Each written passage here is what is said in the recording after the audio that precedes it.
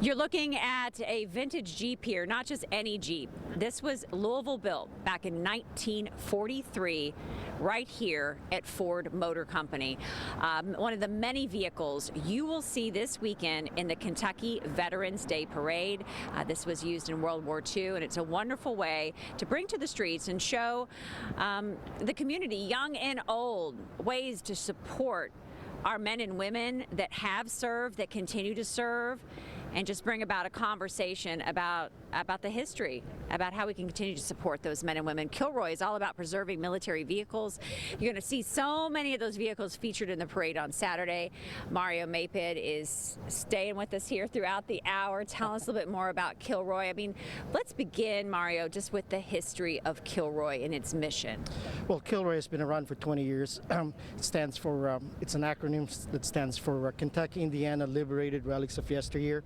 We are a local chapter of a national organization, Military Vehicle Preservation Association, and we are about 100 members strong, coming from the Louisville area in southern Indiana, and lately we've even extended overseas. We have a couple of members from Spain in our group. But anyway, our group's focus and mission is to support veterans. We do this by participating in parades. We do setups, static displays, and to educate the public about the service that these vehicles have done throughout the different conflicts that we've been involved in. And this vehicle will be in the parade on Saturday with, yes, along with dozens of others. Exactly, yeah. So we're going to have several World War II vehicles, and there will be a lot of the vehicles that we're going to have are actually made by Ford Motor Company. Which is really important to us in Kentucky, by the way. It's very important. You know, Ford's truck plant, Louisville assembly plant, been here years, is a cornerstone of our community, and they've been longtime supporters of what our veterans do all around the state. Yeah, the Jeep that you see here right now was one of 20% of the Jeeps produced by the Louisville assembly plant, and in the past Veterans Day parades, this actually led the UAW 862 contingent for the parade. So, tell us specifically about this vehicle and its importance in World War II. Well, it's been said that the World War II wouldn't have been won without the Jeep. Several generals have acknowledged that, and it's also said that the Jeep could almost do everything except climb a tree. So give it a second, maybe they'll do that too. Could be, yeah, that's right.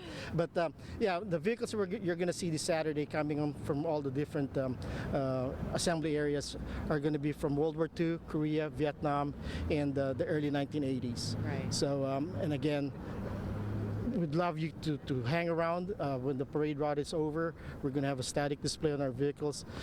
Please ask questions, because our members, they love to talk about they love to talk about our vehicles, and especially the kids, and like I said, we allow the kids especially to get into the vehicles and take pictures, because that's something that they will remember for the rest of their lives. Well, they certainly will, and the service member too will remember that for the rest of their lives, that they had the opportunity to engage a younger generation about something so important. If you're just joining us, we're kind of giving a showcase to the Kentucky Veterans Day Parade that's going to happen on Saturday. There's 4 routes and then it's going to converge right here in downtown Louisville, and Mario's kind of given us an overview not only of the parade but the importance of the vehicles in there. Will the vehicles be on all 4 routes? Yes, there will be vehicles on all 4 routes, and what we did this time, since it's supposed to be a bigger event, is that KILROY has volunteer convoy leaders for each of the routes, and those convoy leaders are going to be responsible for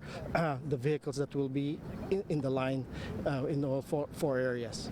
What are typically people's reaction when they see the vehicles in front of them? Well, just driving down the parade route, you're going to see other vehicles honking, and waving, and we respond by honking our horns too. Yeah. So, but yeah, like I said, this will be a red, white, and blue event, and we hope that each year that we build up more attendance to this event, and we're going to have veterans, right? Some of these vehicles, we are going to have veterans riding in them too. So that will be an experience. And like I said, most of these veterans, there's something that ties them, brings them back to their youth when they were serving, when they were younger. And for their families, it's an opportunity for them to hear their experience. Like I said, with these vehicles, they've been taken to the different battlefronts and brought back to safety with these vehicles. Well, it's important for people to come out and support, and they can come out to one of those 4 routes and support our men and women that are serving, have served, and we're preserving a great history here. Yes, like I said, come out this Saturday. It's Operation Rendezvous, so be part of Louisville history. Operation Rendezvous, you are invited once again. The Kentucky Veterans Day Parade and Celebration. It's happening Saturday, November the 9th, starting at noon. For all the information on those routes, do not worry, everything's right there at kyvetparade.com. And of